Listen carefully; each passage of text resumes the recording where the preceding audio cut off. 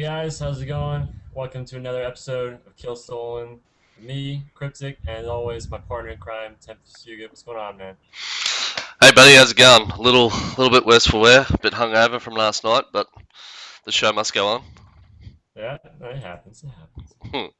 Hmm. So as always, with every show, we've got a lot to go off of. We got patch notes. We've got some new characters to go over, and also some pro scene stuff. Gamescom, as everyone knows, IPL. So let's not waste any time. Let's jump right into it. We want to go over Diana a little bit because last time when we talked about her, she was still on PBE. Now that she's out, we've had some time to play around with her, get used to the way she works.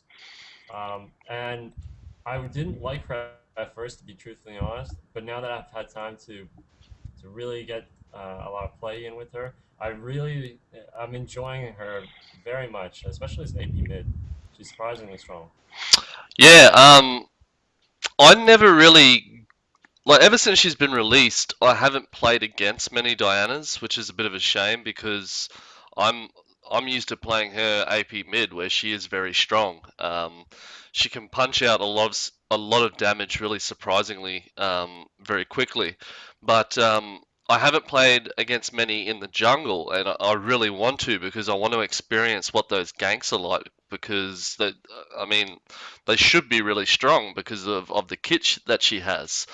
Um, but I think she's a great character. I think she's a solid pick. Even though I don't think she's a great top lane, I think she has a place. She can be a counter pick for a top lane. So she's definitely got a lot of places that she can fit in on a team composition.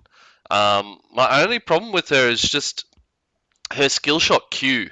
I don't like how it comes from the right hand side every time. I think the only thing I'd like to change was depending on how far your cursor is to the left or right, dictates which way that the skill shot swings. So if you've got your cursor more to the left hand side, it'll start out going left to right, and then vice versa, right to left. So I think that's the only thing I'd like to change on her, just to add a little bit more variety, and because sometimes it's quicker to have a skill shot go from left to right than the other way. So I don't know. What do you think, buddy? Uh, I think you're right in terms of when you're talking about as a top lane. I don't think she does all that great, just because she has no like built-in escape really. She's good. She's a great duelist. She's got good poke, but when it comes time where she's getting ganked by the enemy jungler, she's pretty much done as soon as I get there. But I mean, as a jungler, I've played against a lot of Dianas since she came out, and her ganks are actually very strong, especially when she gets a Rylai's where everything's slowing her. Her ganks are incredibly strong. It's very easy for her to stick to one target and just drop them. How's her clear time in the jungle? Like, is she pretty fast? She does pretty well actually. I thought it was gonna be something like but it's because of her passive, like because of the every third attack, the AOE based off her AP kind of thing. It actually does clear jungle very quickly. Yeah, like I didn't know how well she was going to go in the jungle because she was AP, but clearing minion waves isn't too much trouble. Like once you get enough AP up, you can take out the caster Yeah. minions with one Q, and then your passive can do the rest with the melee minions in the front line. So um, I like her. I think she's a good champion, and I want to see her in some more high level play. We'll be talking about Gamescom and IPL later, but I haven't seen her in any of those games. But granted, I didn't watch them all, so hopefully somebody can tell us whether or not she was picked or banned or anything like that. But yeah, she's cool. I like her. Yeah, like you said, I really want to see her in some competitive games. But I mean, she is picked quite a bit and banned quite a bit in like solo queue. She is very strong. That's a good point. So Yeah, she is banned a lot in solo queue. Um, don't see Zyra banned too much these days. It's more Diana.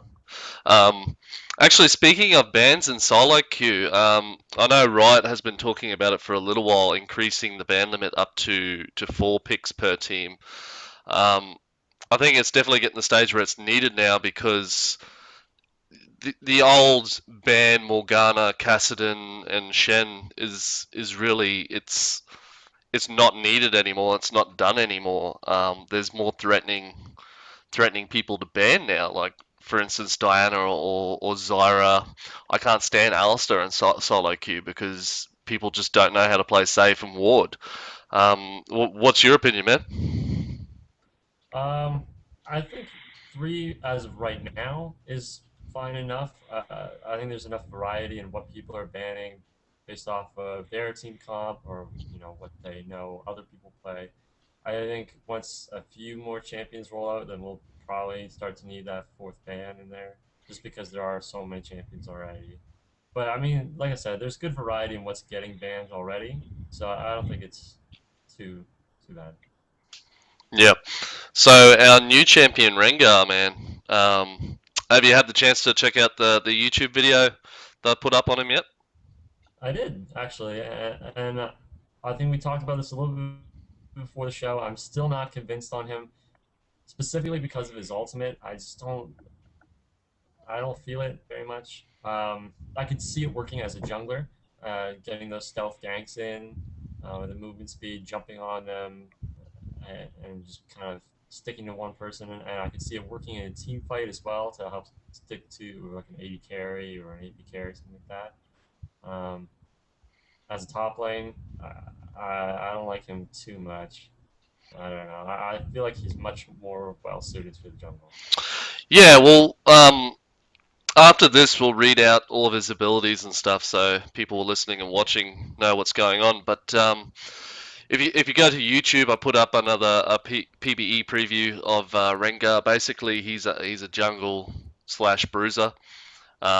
I don't jungle or support, so I just took him in the lane that I knew I'd be okay. So I took him top lane and just built him bruiser, built Wriggle's Lantern straight up. I was versing a Riven, so it was pretty easy. Wriggles into Frozen Heart. Um, he's got a pretty good kit. Like Riven, you can't trade very well with Riven. Like she usually gets the better of you in most Mm. cases. Um, but she couldn't trade with me whatsoever. She'd come in and she'd just get pummeled, and I ended up snowballing. I ended up getting a lot of kills, and she couldn't do anything but just kite me. And that's the problem that I found. It wasn't his damage output. It was the fact that he gets kited so easily. He does have a kit where he can slow down and stun and all that kind of stuff, but it's not enough. Like there was many occasions where I had no gap closer other than my ultimate um, or my passive, and they weren't good enough either to just get onto the target and stick there. Um, but the thing is, I had a friend of mine telling me that at max level, worst case scenario for Rengar with all of his abilities and stuff up, he'll punch out 2,000 damage in 3 seconds, and that's worst case scenario. So, and his Q did seem to be pretty excessive. Like when he has all of his ferocity points up, so he gets the bonus damage off his Q, it chunks, massive chunks. So yeah, let's talk about his abilities so everybody knows what's going on. Yeah. Well, his passive, Unseen Predator, when he's in a bush or when he's stealth, Rengar will leap to the target using his basic attack. Um, and also, Rengar builds up ferocity right, each time he uses an ability on an enemy. And then when he reaches 5 ferocity, his next ability gets a bonus effect. Um, so his Q, Savagery, Rengar's next basic attack deals bonus damage and grants him attack speed, and then the ferocity is just more damage, more attack speed. His battle roar, Rengar lets out a roar, damaging enemies and gaining armor and MR for a short duration. And then the ferocity for that would be that he heals himself for I think it's 15% of his max health. Yep. And then the E is a bola round. So Rengar throws a bola at his target, slowing them. And then the ferocity for that would be it's a root as opposed to a slow. And then his ultimate, Thrill of the Hunt. Rengar activates it, and then he goes stealth. It also reveals all enemies around him for a large radius, and then he gains movement speed, and also generates ferocity while in stealth. Um, Another thing with the ferocity points, say you have four and you need one more to get your max ferocity points. By the way, these ferocity points they only add if they hit a target. So if you just press your W and your Q, if you haven't hit anything with it, it won't build up the ferocity points. But like I was saying, if you have four and there's an enemy getting away and you throw your bowler out, it's going to slow them down, but also it's going to refresh again because you've got your five ferocity points up. So it refreshes all your cooldowns except from your ultimate. So it's pretty cool, like the way that you can use it. It's got a little bit of a skill cap there of making a decision. What are you going to do? What spell are you going to use in what situation? It's pretty cool. His heal, it's huge. I solo Baron. Well, not entirely. I started it and I waited for my team to arrive. And 15%, I had 3k health in one of the games I was playing with. And just do the math 15% of 3k. It's a lot of health to get back. So he's a pretty cool champion. I like him, but I don't know. I don't know how he's going to fit in other than jungle. And even then, I think he's sort of a one-trick pony, I suppose. Have you played on the PBE at all with him? No, not really. No. He's pretty fun. I'll give him that. He was fun to play. Like I hate Rivens. They're bastards. So I like beating Rivens up. But yeah, I yeah, I want him to fit in more, but I don't think he will. But then again, he hasn't been released yet, and I don't think the way that he was when I played him on the PBE a couple of weeks ago, I don't think it's going to remain the same. I think they're going to tweak him out a little bit more. One thing we're forgetting is his unique item. Um, Rengar is similar to Victor, where he has an item only he can have. However, this item he doesn't have it when he starts at level 1. He can purchase it in the game whenever he wants for 1,000 gold. I don't have it up on screen, so you'll probably have to read it Yeah, out. sure. So that item would be the Bone Tooth Necklace. So, I mean, when you get it right away, excuse me, right away it gives you 10 AD, and then it gives you 2 more AD every time you level. And then the unique thing about this item with Rengar is that whenever you gain a kill or assist, you get a trophy. And then whenever you die, you lose this trophy. But the point is that when you're gaining these trophies, the more trophies you're getting these other bonuses that this item's going to give you. For example, at 3 trophies, then you get 10 armor pen and 5 CDR. 6, you're getting movement speed. 9, you're getting increased leap range. Sorry, and at 14, you're getting increased duration on your stealth, as well as getting a little bit of ferocity generation out of it too. So um, it's not a bad item. It's pretty decent for the bonuses you're getting if you can actually build up that many stacks. And it's good that it's not mandatory. You don't have to get it on Rengar if you don't want to.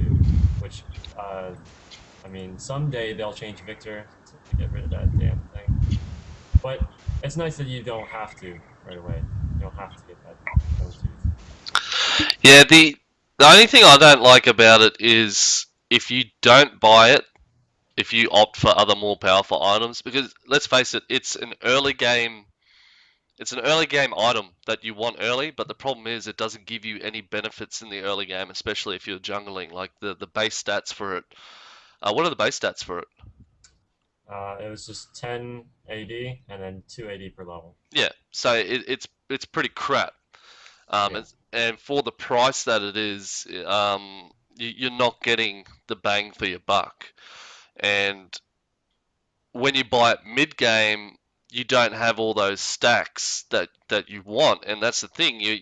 The benefits that come from it are pretty good, like being a little bit faster, having more range on your jump are good things, but by the time you get it in the middle of the game, how fed you are and how good your team are at getting kills are going to dictate how effective that item is going to be.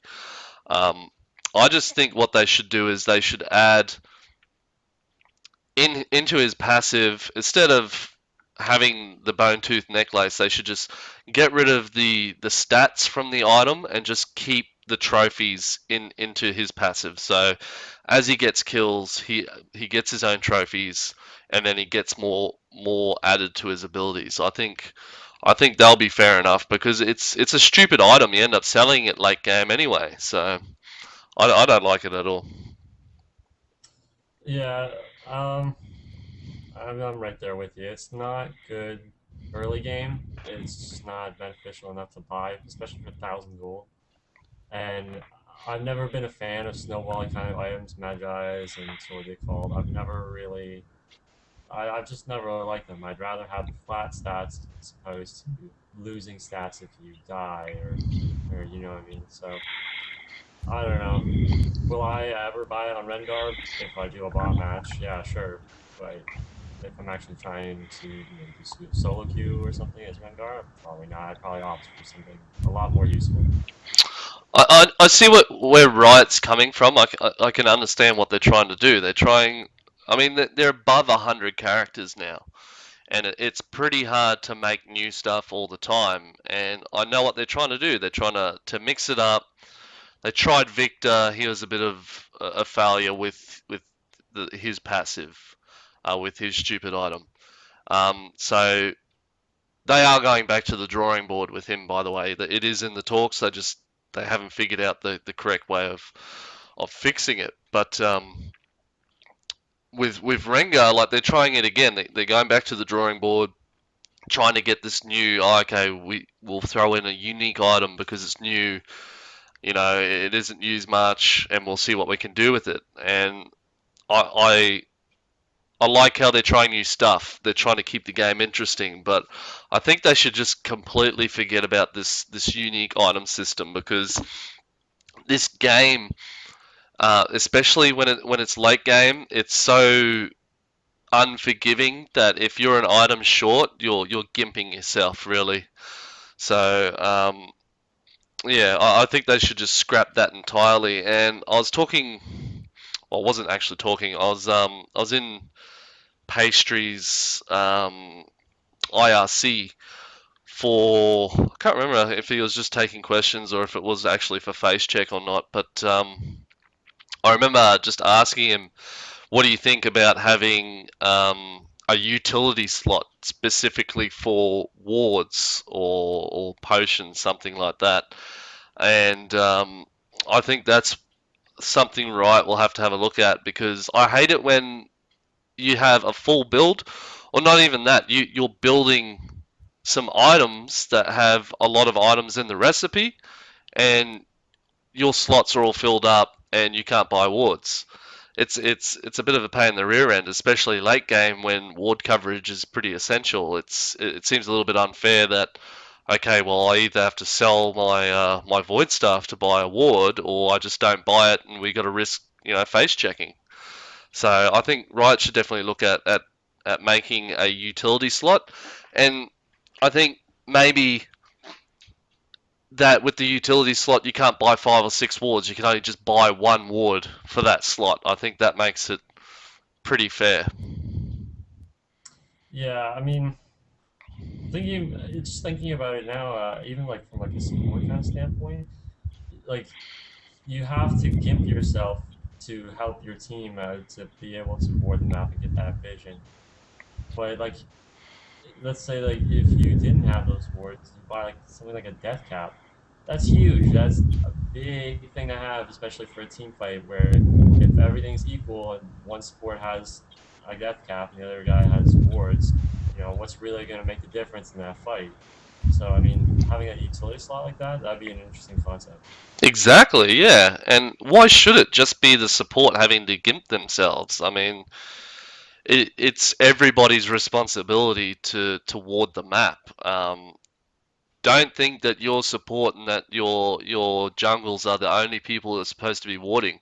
Um, Definitely understand that the AD and the APs they need to conserve as much money as they can for their builds, but they certainly, if they know that their lanes are getting pressured a lot, especially by an aggressive Skarner or Maokai, Alistar, whoever you want to call it, ward your own bloody lane. Don't sit there and rage at your jungle and your support for not doing it. It's everybody's responsibility, and map presence, knowing what's going on around the map, that's the key to victory right there. I mean, half the battle's won if you know where the enemy's moving. So I think Riot should definitely put a utility slot in the game for sure. But any other thoughts on Rengar at all? No, I guess we'll just have to wait till he comes out and see how he plays. Cool. So on to the patch notes. There's some pretty big ones considering Katarina got completely, I wouldn't say completely overhauled, but she had a bit of a restructure. Yeah. Well, I mean, the first thing that came up would be Garen. We kind of redid him a little bit, kind of tweaked him towards more of like a late game. So, well, first off, his passive now the delay has been increased a little bit to 9 seconds as opposed to 7. But on the other hand, it no longer deactivates when you get hit by lane minions, which is awesome. And that's always very annoying when you take, just one hit from like a caster minion and lose your health regen. That's crap. But hey, you don't have to worry about it now. And his decisive strike, the cooldown has been reduced to 8 seconds at all ranks as opposed to scaling down to 8. The movement speed has been increased to 35% flat as opposed to scaling up. The move speed duration has been adjusted a little bit, scaling up from 1.5 seconds to 4.5 as opposed to 4 seconds at all ranks. The base damage got increased a little bit, 130 now at max rank as opposed to 90. Silence duration is actually scaling now. So instead of being a flat 2.5 second silence, now it scales up from 1.5 seconds up to that 2.5. And also now, Decisive Strike is your move to remove those slows, as opposed to Judgment used to be. And also now it can critically strike, which is awesome. And also the buff duration has been reduced a little bit, so now it only lasts for 4.5 seconds as opposed to 6 seconds. Um, and they've fixed a few bugs with it. His basic attack no longer you're not getting a quick like a fast auto attack after decisive strike.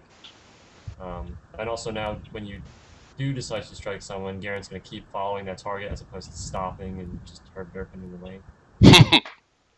Um, his courage, his W, his defensive move now has been changed to passively increase the armor and MR by 20% as opposed to being based off of kills, which is nice. It's a lot more late game friendly, especially if you're building tanky. The damage reduction has been adjusted to 30% as opposed to scaling up to 36% from 20.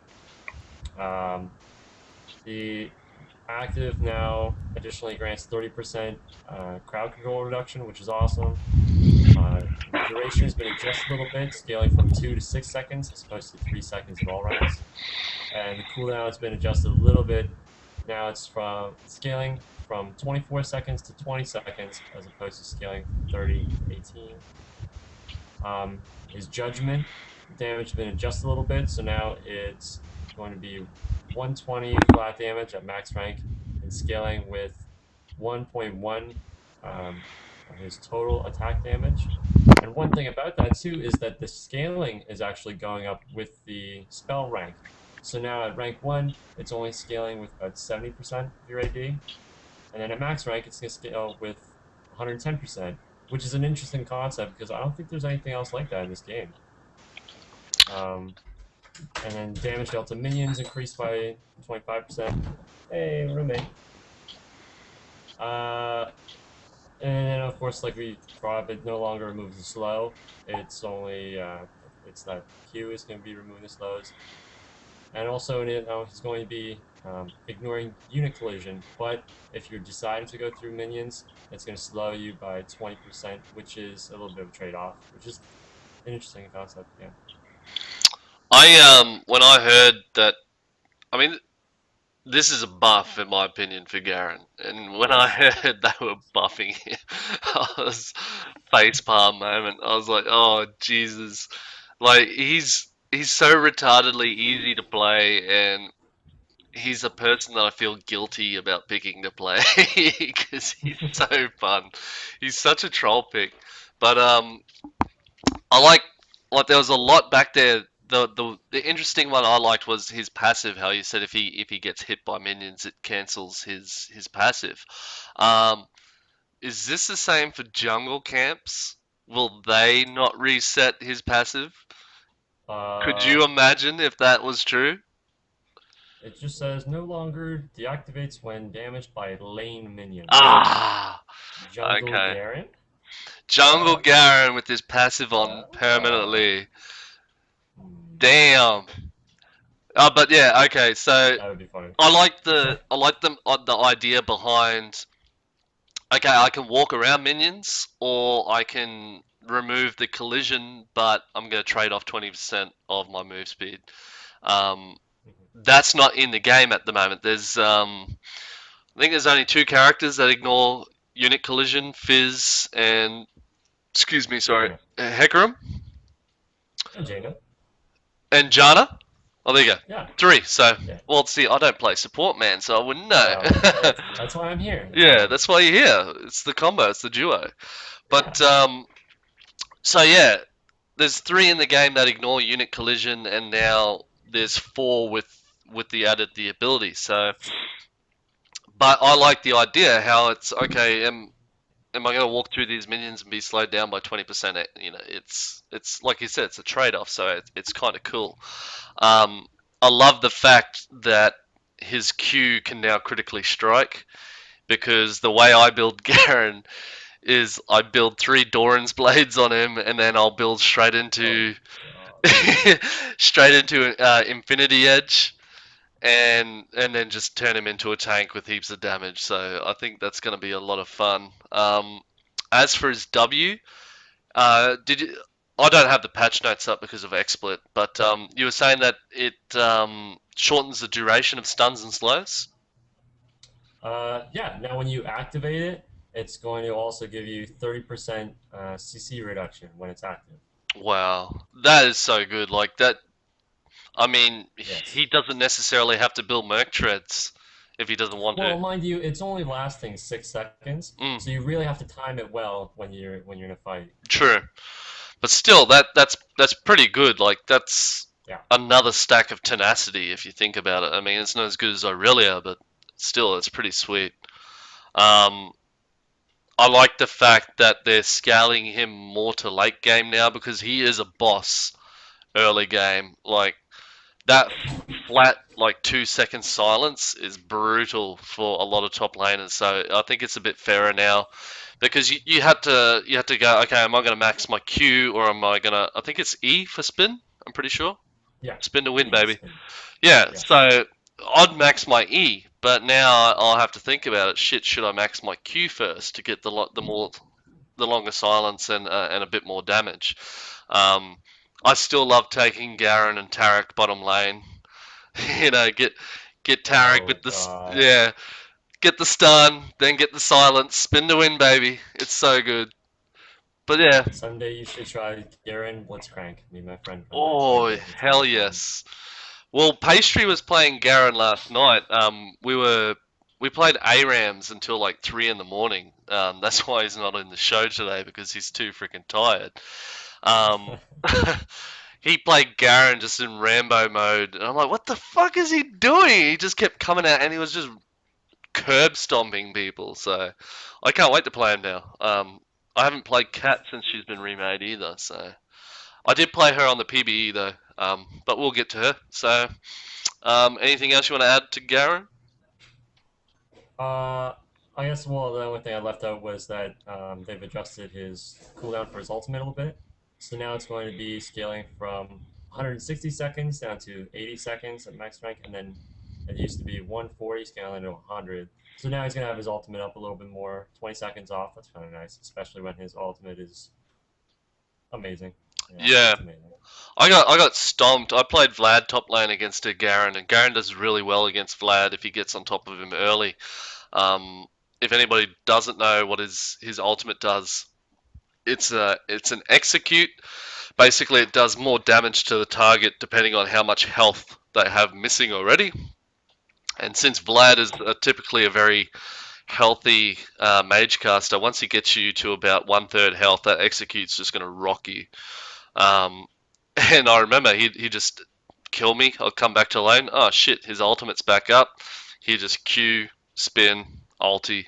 He just raped me all game long. So yeah, like I said before, he steamrolls really quickly early game, but now it's kind of reining him back in a little bit more, making Garen players, I suppose, a little bit more careful. I doubt that they will be. A lot Um, more late game friendly. yeah, yeah, but the thing is with Garen late game, like sometimes you could just never kill him. He was just so bullshit tanky. But yeah, I can't wait to play it. I'll leave it at that.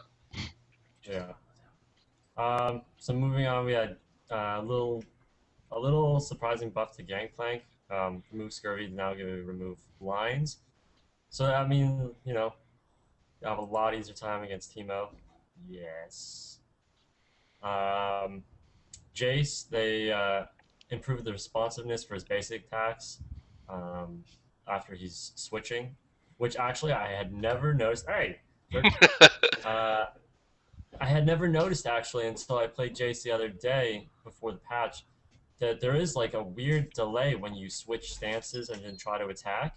It's it is really weird and it screws you over more often than not. So I'm glad they're fixing it. I haven't noticed it with Jace, but I have noticed there's a little bug in the game at the moment where I know my mate Jesse, when he's using a Mumu, when you cast an ability, he just completely stops in his tracks and doesn't auto attack anymore. Um, Hmm. it happened with another character. I can't remember who it was, and it's gonna bother me for the rest of the day now until I remember who I was playing. But the same thing, I'd cast an ability and then I'll just stop. And if I was in a fight, I'd lose because I wasn't auto attacking anymore. Um, shit, I can't remember anymore. But yeah, I haven't noticed that with Jace. I really love Jace. I played him heaps when he first came out in top lane. Um, was it like how you say he's more responsive with his auto attack? Is that just the animation as well? It was like for okay, like the one that I noticed right away that the main problem with it was especially with his it was with his cannon stance. It would because when you switch the cannon stance, your next auto attack is going to reduce their resistances a little bit, Mm, and it has like its own little animation in there. Um, but it would have like this weird delay where it would take much longer than your other auto attacks to kind of get off. So, I mean, if they're gonna make it more responsive and more like his normal auto attack time kind of thing, I guess that would be that and help a lot. yeah, I love how I saw Jace a lot in Gamescom as well. I think he's such a cool character. Like He is. He's very versatile. yeah, when he first came out, like he's definitely not an AD carry. I still don't think he is, but No. he's a solid top laner, and like I still don't think he can snowball heaps. But when we get into talking about Gamescom, I'm gonna eat my words there because what Fnatic did with him was pretty fucking sweet. So yeah, Yep. Uh, so going down the list, we had the tweak to Katarina change there. So now our passive, reducing Death Lotus cooldown by 10%, and also refreshing for her basic abilities, QWE. Which just that alone is freaking awesome, especially for team fights. Just because having everything just come up right away and being able to burst someone down and then get the kill, burst someone else down, get a kill, so awesome. Her bouncing blade had its cooldown tweaked a little bit, and also now when you throw the dagger out, it's only bouncing 4 times, dealing less damage on each bounce, but it's marking the targets that you're hitting, similar to something like a Collie's Q, where you're marking the target with doing damage, and then you auto attack them to consume that mark and deal bonus damage, which is an interesting concept for Katarina. I mean, and it works with basic abilities too, not just auto attacks. Um, Her new W is called Sinister Steel, on a 4 second cooldown.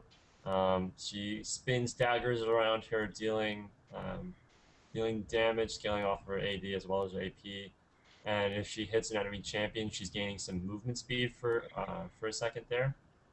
Um, Shunpo got changed a little bit, doing less damage, but it has that damage reduction portion built into the spell now. So when you Shunpo to someone, you're getting 20% less, you're taking 20% less damage for 3 seconds.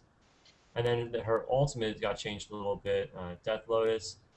Now when she's spinning, it's only hitting the 3 targets, doing a little more damage than it was, and also it's applying grievous wounds to the targets that you're hitting, so they're taking half healing.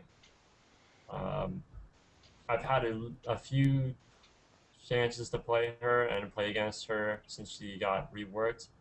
Um, I feel like her poke in lane is nowhere near where it was, just in terms of like her bouncing blade, especially when you're maxing it. It really you can you can almost ignore it sometimes. Especially like I remember one for example, I was playing Diana mid against the Katarina, and she would spam bouncing blades every time it's off cooldown, and I would just ignore it. It really the damage was next to meaningless.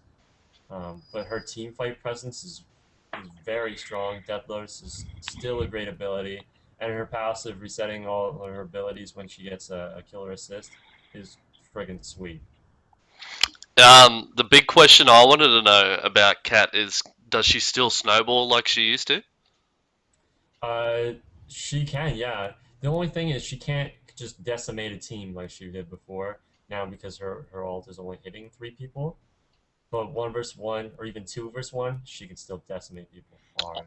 I thought it only ever hit 3 people. I never played Kat because I was bad at her. Like she's I thought it was more, but I mm, don't. like there's probably 3 or 4 characters in the game that I just don't get, and Kat is one of them. I played her in PBE and I played against her, and I like what they've done to the queue because I remember like if I'd take a Vig, like say I was in a blind pick and I'd just pick Vigar and I'd come against a cat, all she'd do is just spam that fucking queue over and over and it would always hit me and it would just chunk me, and then all she'd do is just Shumpo ulti, and Vigar being so squishy, there's fuck all I could do about it. Um, and when I played her in the PBE, I was maxing Q, and I noticed straight away. I'm like, "What the fuck's going on here? I'm not doing any damage whatsoever." And then, I started reading through all the abilities again. I was like, "Okay, well, I'll try maxing Shumpo next time because that does a lot of damage in the old cat." But I'm being told by a lot of my friends who play cat a bit that you're maxing her W now and then her E second. Is that what you were doing? To be honest, I was maxing Shunpo last just because I felt like it really didn't do too much for her. It was more for the mobility, more for the damage reduction. It's not like it's not the same. I don't know. Her W definitely does a lot of damage. 4 second cooldown flat is friggin' sweet. Mm. And yeah, her lane poke with the bouncing blade is just nowhere near where it was. Yeah, for a person that had no um, mana, I think that's fair enough to be able to spam something that did so much damage and not have any repercussions for it. I think is good because I mean you look at people like say Rise spams his Q on you over and over and again, but he's got mana, so there's only so long he can do it until he gets his tier up. So I like the change that they've made to her. Um, the cat I played against as Rengar in the video that I uploaded, she hurt. She freaking hurt. Like I think I was 7-1, and I was pretty beefy, and I was beating the shit out of people. But this cat, she was just chunking me. So I had to build a heap of magic resist just so I could survive what she was doing. Um, and the cat on our team, like the cat on both teams, actually, they were getting multi kills everywhere. So um, I, I knew right away like she'd probably still snowball like she used to. I just wanted to know. Um, Yeah, she's still crazy strong. well, that's cool. I'm definitely gonna try and pick her up and learn how to play her because it bothers me that somebody's so badass I can't play properly. So yeah, Um, so I guess moving down the list a little bit, we had Kale got a little bit of a buff. AP ratio on Righteous Fury got increased a little bit, so now it's zero point 0.4 as opposed to zero point 0.2, which we don't even really see a lot of AP kills or even hybrid kills anymore. I don't think the game is generally dominated by AV kills for the most part. Um, Pantheon, Aegis of I've never known how to say this when I tried Ziana.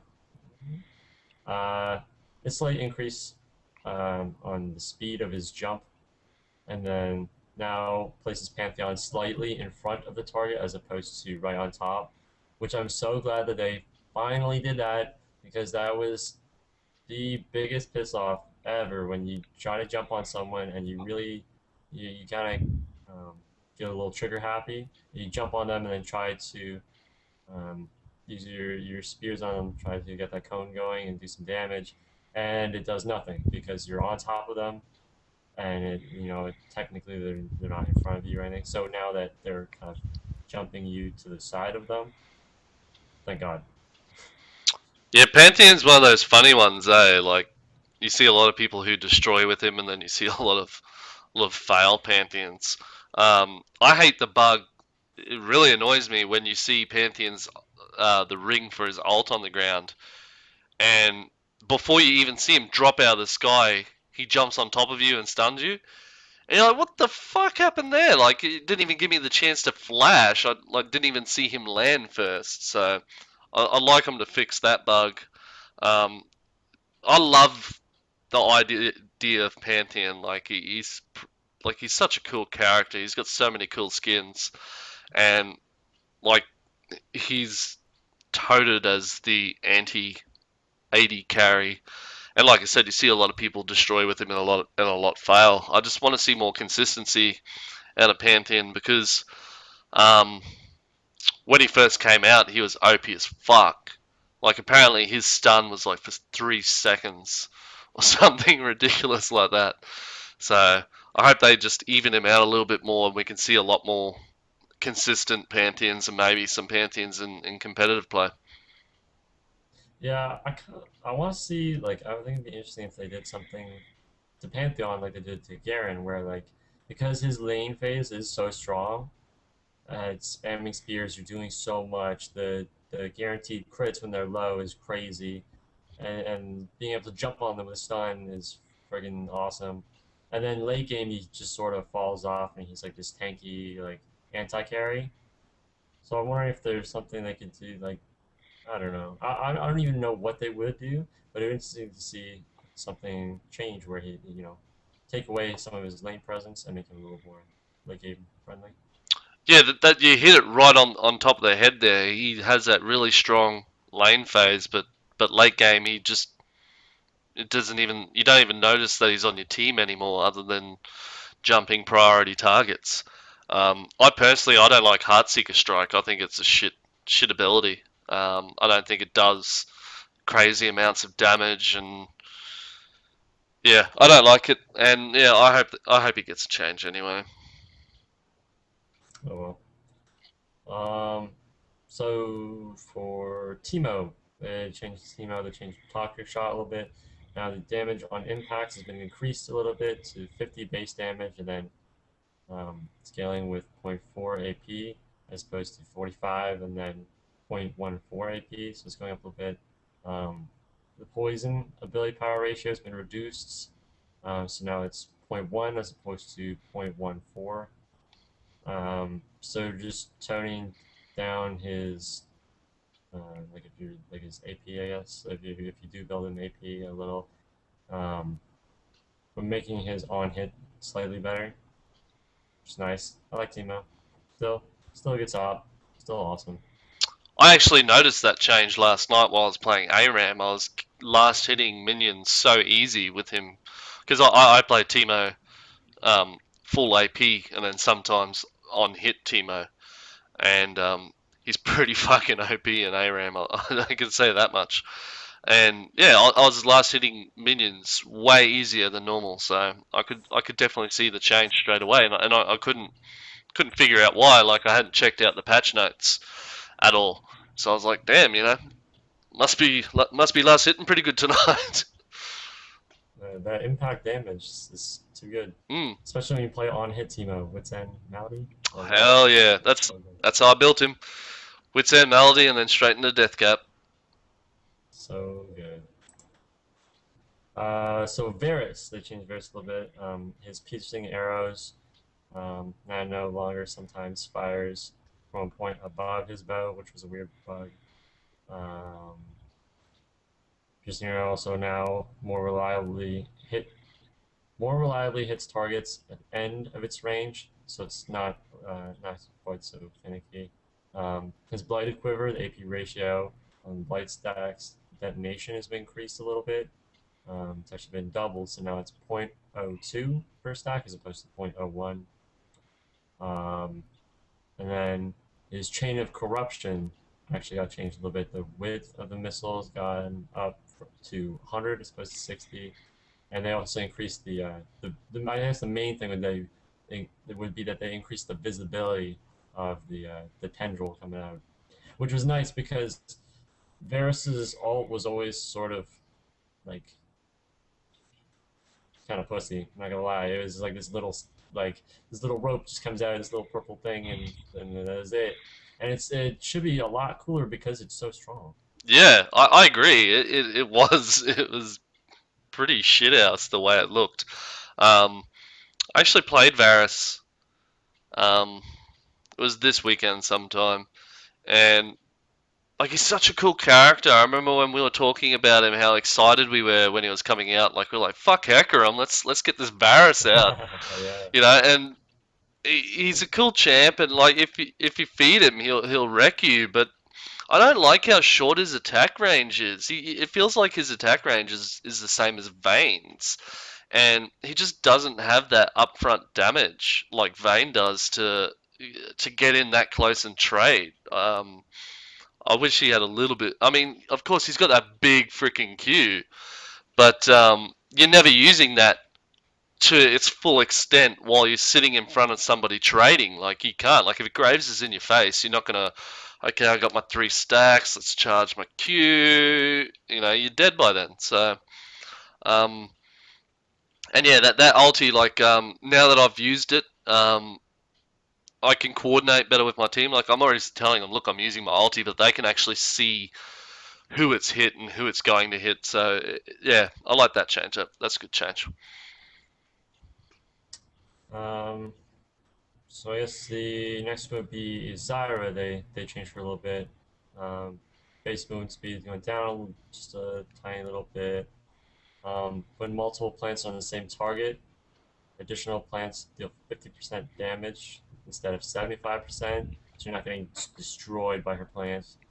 Um, her rampant growth, destroying a seed no longer breaks spell shields, which is nice. That was like a little kind of weird thing that I don't know. I thought like that was just weird that it breaks spell shields. Um, and her grasping roots. The vine particle is a little bit different now, easier to see. The damage per level has been decreased. So now scaling from 60 to 200 as opposed to 60 to 240. And then her Strangle Thorns, the damage has been reduced. So now it's 180 scaling to 350 as opposed to starting at 200 and scaling to 400. And also the cast range has been reduced by 100. It's just not quite as bursty, a little bit closer range. It's not going to just chunk you down super hard all of a sudden, and you're not gonna get shredded like just completely by those plants, which is nice.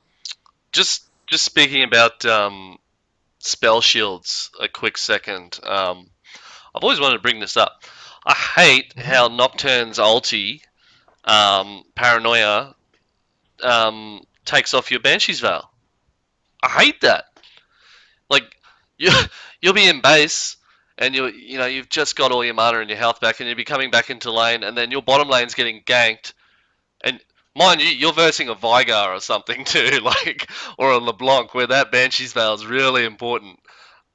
Friggin' Nocturne ultis bottom lane, say goodbye to your Banshee's Veil and then you get burst down the middle lane. Like I hate that.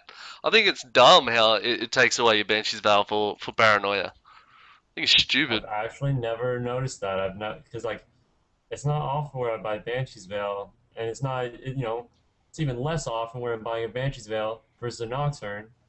It's like I've never noticed that actually, and that sounds kind of dumb just thinking about it now. That like I mean, if it ate it when he jumped on you and absorbed that, like okay, that makes sense. But Yep. like, huh?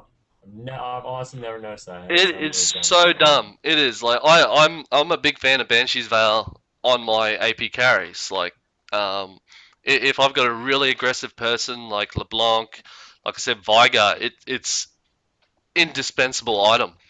Um, and like you'll be in lane thinking, yep, feeling good. LeBlanc she can't silence me. She's got to hit a spell first, and if I position right, she's never going to get it. All of a sudden, Nocturne uses his ult, and she just jumps in on you, freaking QR, combos you down, and you're just left scratching your head, going, all right, so much for that theory. But yeah, anyway, back onto Zyra. I love Zyra. Like, like I said, in the other episode, I've been so excited for her to come out, and when she did, I used her just all the time. Really, really loved her, um, and I will agree, like she was so strong, um, and I was unjustifiably wrecking 3 or 4 people. I'd come from behind them, and my team would sandwich them, and I'll just drop everything, and just everybody would melt away. Um, and same with single targets, middle lane. If I landed my excuse me my roots, dropped 2 plants. It was a joke what I could do. And when I saw the nerf coming, it wasn't a surprise.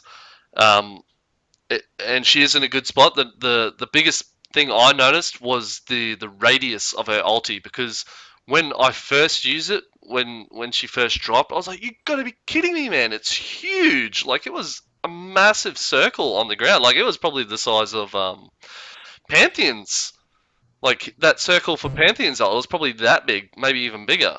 And once the nerf came around, I found not only was it harder to land my ult properly now, to have it so that they couldn't walk out of it anymore. Um, it was just harder to just land as well properly. So yeah, you've got to you've got to plant that ulti just right now, which is fair enough because the damage it does is a joke, and I still love her. I think she's a great pick. Um, I'm surprised like a lot of teams weren't like she wasn't getting banned, and a lot of teams weren't picking her either. I mean, Shushay, freaking Eve, man, why didn't you pick Zyra? That's all I gotta say. Yeah, that's true. We didn't see very much of her. I'm waiting to see someone like Nijaki pick her up and just start doing work.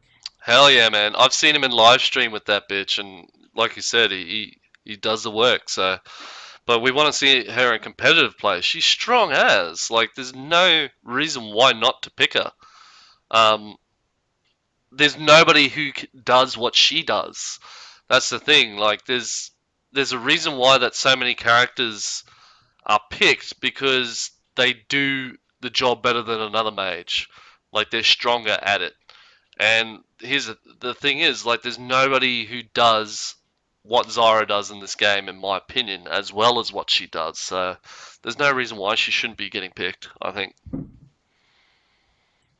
Yeah, for sure. She's got good CC, good sustained damage, good burst damage. Yeah, Yeah, and people who say like she doesn't have an escape, I mean, there's a lot of characters who don't have escapes. I yeah. mean, that's what your flash is for. So Someday, yeah. someday we'll see. And I guess the last things would be, oh, for your friends list, you can add like a little note there, which is kind of nice and from WoW. You can be like, hey, I added this guy. He's from Kill Stolen. He's so cool. Put a Yeah. little note in there. Yeah, you know, that's kind of cool to just have. Add that in there. I don't know. Oh, and then your main HUD, your health bar and your mana bar, are now displaying the regen per second as opposed to per 5 seconds, which is a nice little thing. I don't know. It's not a big deal. I don't like game changing for me, but it's cool to have so you know exactly how much you're getting per tick. You know exactly when you're going to be able to cast that spell, or be able to have just enough mana to line up that combo, get an easy kill. Nice to have. I like Oh, these and changes the go ahead. most. Like all these little changes to make the game a little better. I like them the most because it's getting it more to like the Dota 2 like type UI and stuff like that. I have no idea why they didn't have that note thingo for your friends in the first place because Yeah. I've got so many people in my friends list now. Um, I post on Lola a lot, Lola Australia forums, and I get people adding me who want to play games and stuff, and it's good. Okay, I met this person for the rah rah rah. Like it's good to have that kind of stuff. Um, and as for the mana per second thing, yeah, I'm a big fan of that as well. Like I couldn't be fucked trying to figure out how much mana I'm getting every per five. Like I'm bad with math anyway. So at least up front per second. Oh yeah, sweet. I know what's going on. But yeah, anyway, before I rudely interrupted. No, I was just gonna say the last thing was that they added another Nexus turret. They brought it back for Proving Grounds, so now it's two turrets instead of one, which I noticed that was a big difference playing Proving Grounds. Oh, in ARAM was there only one? Yeah, there was only one, and now they brought this and us two. Oh, well, there you go. I didn't even realize. Um, Actually, here's one thing. Do you think in ARAM your Nexus turrets? Do you Mhm. think they should regen health like in 5v5? Yes, yeah, I think so too. because it comes back so fast where like the game will slingshot back to where, oh, we just wiped them, we're gonna push their base. Oh shit, they wiped us, now they're on our base, and it goes back and forth because you can't go back and heal, you can't go back and buy. Yeah, So yeah, I don't see why not. I think it should regen. yeah, I think so too. Like it just came up last night. Like our team got wiped, and our towers like pastry coming in Rambo mode as Garen. He just face tanked the tower and die and execute, which is a good thing for his team. And then that tower wouldn't regen. And I was like, oh shit. So yeah, I think it should regen too. But that's it for patch notes this week, isn't it? Uh, yeah, yep, that's just about it. Cool. So pro scene, we've had a lot, heaps and heaps of stuff happening in the pro scene at the moment. It's Yeah, really exciting. It's like basically the this is the start of our season if you think about it. Like it's really getting packed at the moment. Like we had the IPL Face Off last week or the week before. We've got Gamescom right now, which the last matches will be played tonight, and next weekend we've got MLG again. So it's really it's getting hectic. Um, a lot of good quality games, a couple disappointing ones. I only got to see the grand final for IPL Face Off. We'll talk about that a little bit. The brackets. You got the brackets up still? yep, oh Cool. yeah. Uh, Well, yeah, I mean, going to IPL, there were a lot of awesome teams there, a lot of interesting ones that I wanted to see, like Singapore Sentinels. I had never heard of them. I really was interested to see them play, and they did very well for themselves. World of Leave was there, which is always one I really like to see. Um, and a couple NA favorites. So Orbit was there, TD, MTW, Curse. Um, I don't think it was anything super spectacular. I mean, like the lower bracket was everyone pushing through, and Curse on coming out on top of that to face TSM in the grand final. Um, there were some good matches there. I mean, Curse MTW, that was interesting. Legion and Curse playing there. But I mean, it was kind of a disappointing grand final, TSM and Curse, just because it was pretty clean sweep. I I think in the majority of tournaments, all the best games are played in the lower brackets. Um, Yeah, and usually it's the best games are played by the least known teams as well. I've heard of the Singapore team before just because of where we're located in Australia. Um, there's been a lot of talk about us playing in and around that region, so I've heard of them before. I still can't believe Curse lost to them and got knocked down into the losers bracket. Like that's it just goes to show like these teams that a lot of people haven't heard of are starting to wreck the more well-known teams. Like people didn't know who Azubu was. Like and look what they did. yeah. You know, they put it to TSM really hard. Um, but yeah, like I said, I didn't watch any of the bracket games. I watched the grand final, and I think the biggest thing to note out of the grand finals is in one of the games was I think, in my opinion, Saint Vicious I think still is the best jungle in the world. Like, um, don't get me wrong, the Odd One is a great jungle, but I think he's so good because he's got his team working around him. That's why he is so successful. I think as a single individual player, I think Saint Vicious is the best jungle. It's just Curse can't seem to get their shit together.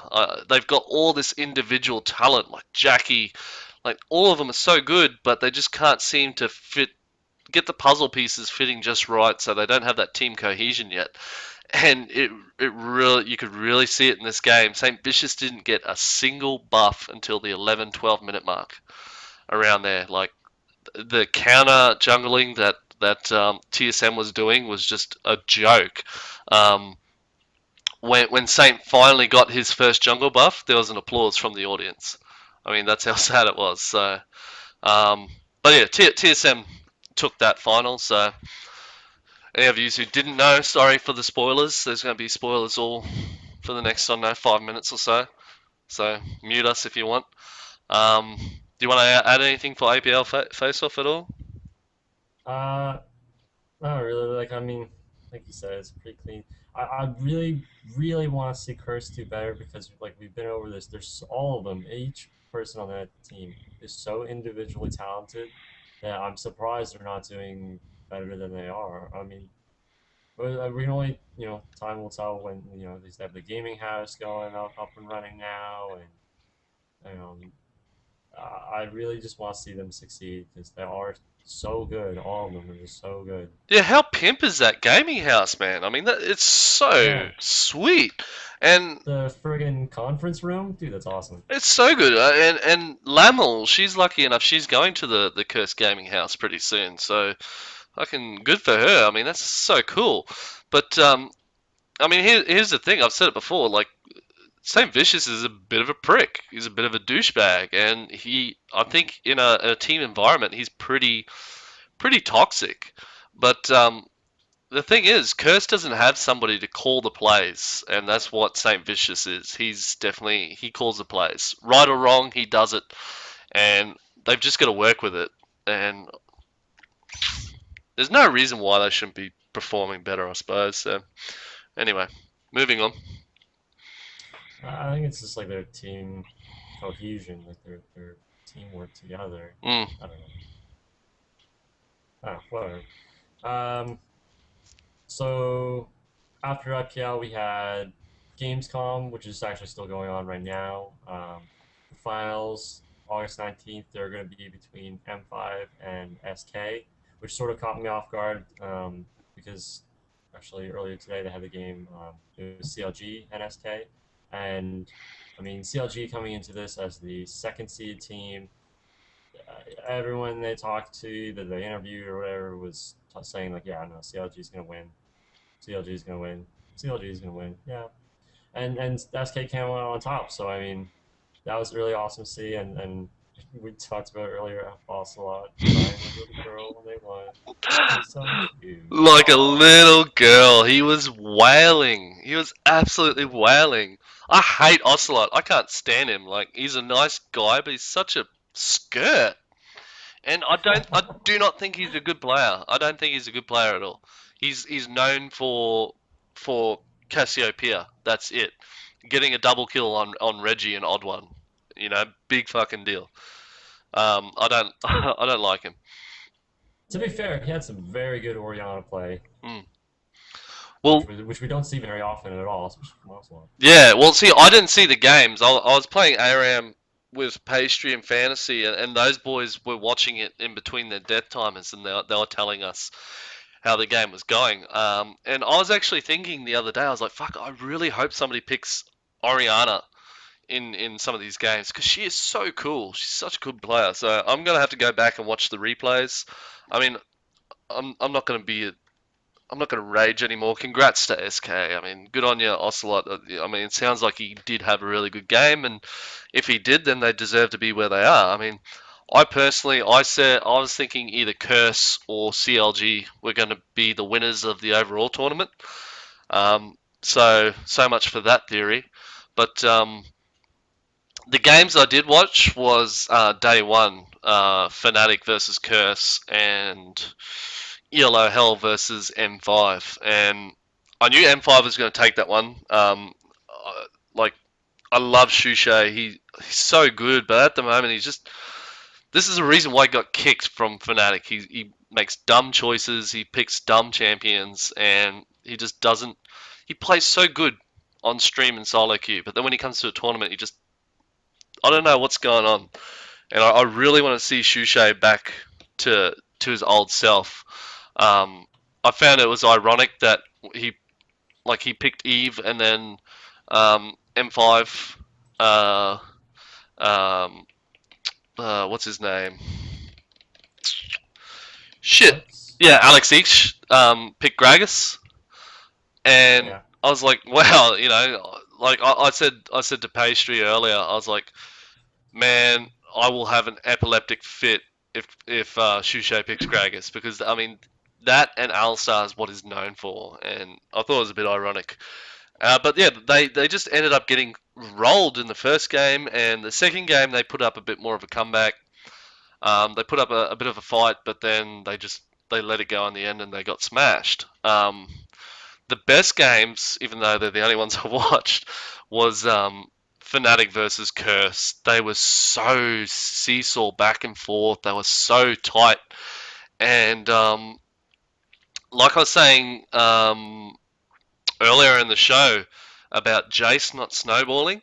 The only reason why Fnatic won game one, in my opinion, was because of Jace top lane. He carried them so hard, and they came from behind. Like I think they're 10k gold down, maybe a little bit more. I can't remember now, but they were down by huge deficits, and they got Barons, and man, I couldn't believe Fnatic pulled it out. And then in the second game, Lamia double kill at a level one team fight. I mean, Lamia on easy with a double kill that early, it was just like, okay, bottom lane, it's over. That's Fnatic's lane. It's shut down. But the big moment for me, which I thought was so impressive, was Cyanide on Nocturne in jungle. He came for a gank bottom lane, and he spell shielded Ash's ulti right under their tower. So he didn't get stuck there taking tower hits and getting Yeah. just absolutely smashed. And then as he's heading back up towards his tower, Gragas came into the lane threw his back, and this was a little bit of a dance. It wasn't just Gragas came out and threw his barrel. It was Gragas came out, walked around for a little bit, took his time, then threw the barrel, and Cyanide used his spell shield again, and that's hard to do on Gragas's ult because it's so weird the timing of it. Spell shielded that as well and got away. It was really impressive. Like if you're gonna watch any game, I definitely recommend game two. Like it was, yeah, it was absolutely fantastic. But Cyanide's reaction time. oh wow, could you imagine? Well, see, you wouldn't even. I was gonna say, could you imagine what you could do with that ping? But you're sitting on like 90, so like. It's not that. It's not so bad. Well, I'm on really good ping at the moment. I'm on 203. That's like the best I've ever had. So I'm like sitting here thinking, yeah. So Yeah. yeah, but yeah. So who's your prediction for winning the grand final? Uh, I think the obvious one. I think M5 is gonna move on. They're gonna go to regionals for sure. I'm kind of with you there, but I fucking hate M5. I really do. Like Diamonds and Alex Ish, they're great players, and I just don't like the way they play. It's just so technical, I suppose. It's just so thorough. Um, I like a bit of wild play, and that's why I'm rooting for SK in this game. To be honest, I don't want M5 to win. Um, did you see Freak get hit in the face with an orange? I heard that. I kept looking for it, and I could not Oh, find it. I couldn't find it. I'm pretty sure it was in the Fnatic versus Curse game. Somebody pegged, like they're throwing out these orange balls to the audience, and Yeah. somebody's pegged one and it's gone brrr, and hit like right in the friggin' forehead. And like I was kind of pissed. I was like, "What a dog!" I was like, "Go throw it at Justin Bieber, somebody who deserves it, not Freak."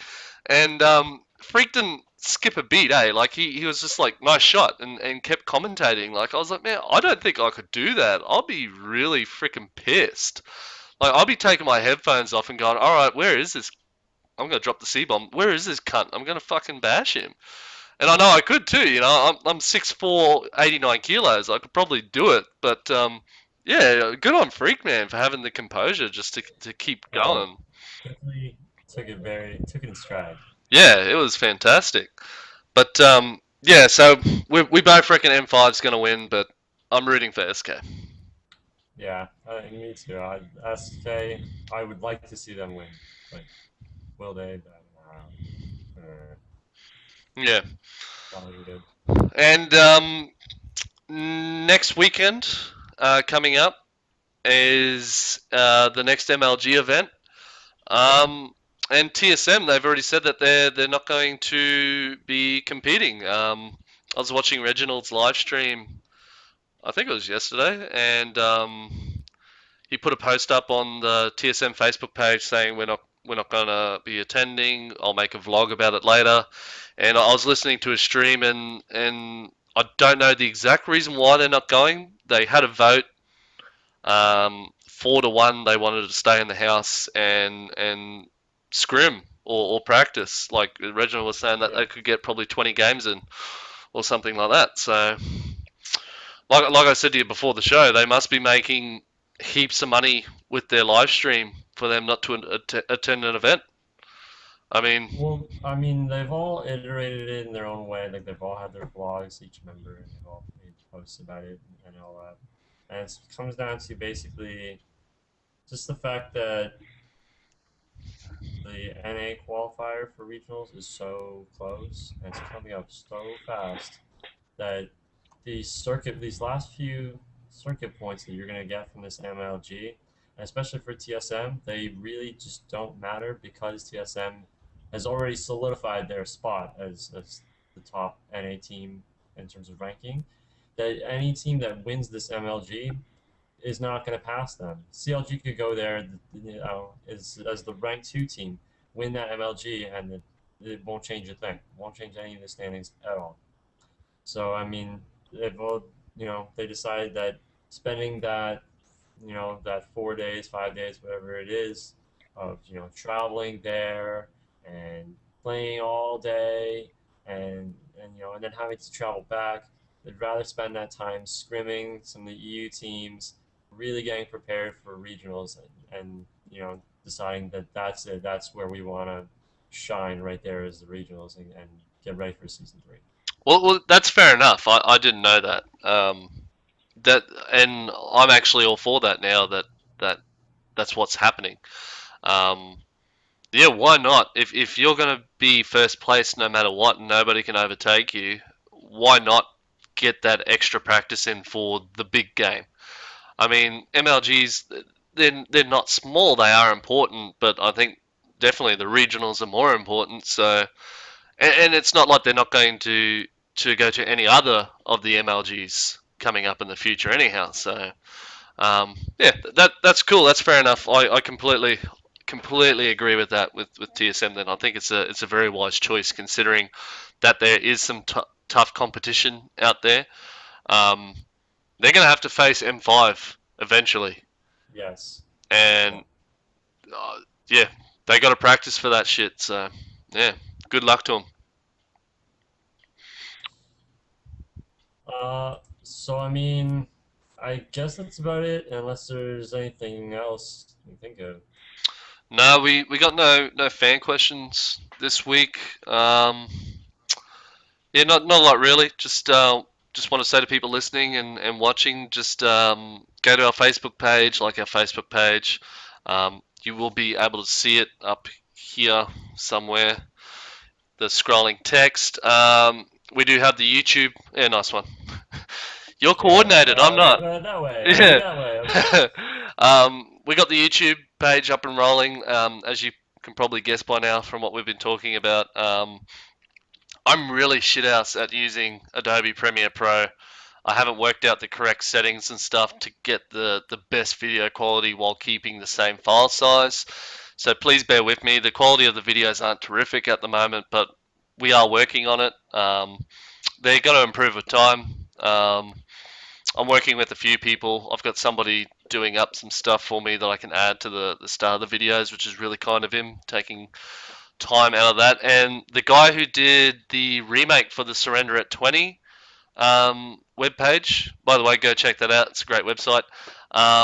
It looks fantastic now, the new layout. And he said once he's wrapped up all the stuff that he needs to do, he's going to work with us, which is pretty cool. So he's going to help remake our shithouse webpage because I cannot do HTML editing for crap.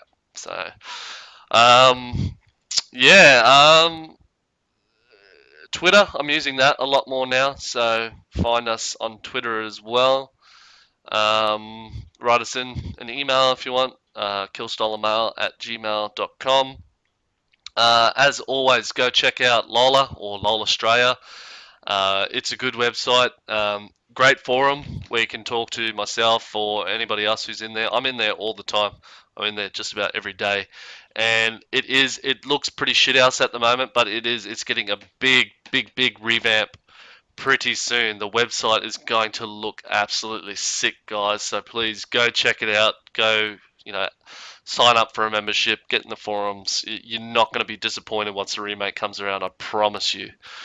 Um, And yeah, join the chat too, the in-game chat. Join Lala.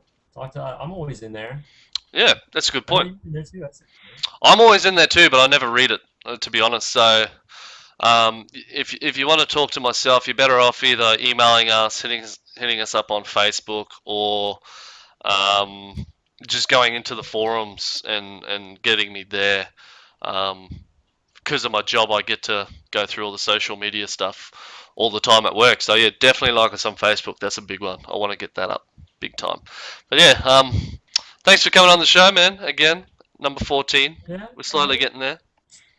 Oh yeah, we're up there. Yeah, we're up there. We're up Oh, by the way, have you ever heard of a podcast called StarCraft Late Night with Marty and Borg at all? there. Yeah. Oh yeah. It was a pretty popular podcast in America. Two blokes from Chicago, Marty and Borg, they're two best mates. They did a really, really good StarCraft 2 podcast. And they were kind enough to have me as a guest on a couple of their episodes when I was into StarCraft 2 shoutcasting and playing, but I gave that away. Anyhow, they went on a bit of a break and they are back now. So go check out that podcast. It's really freaking cool, and they'll be coming on the show sometime in the future. They're not the best at LOL, but they're funny as fuck. They're good guys, and it'll be good to have them on the show. Just to have a good time. All in. Yeah, LOL and StarCraft. Why not? And yeah, that's it. Peace out, guys. Bye bye.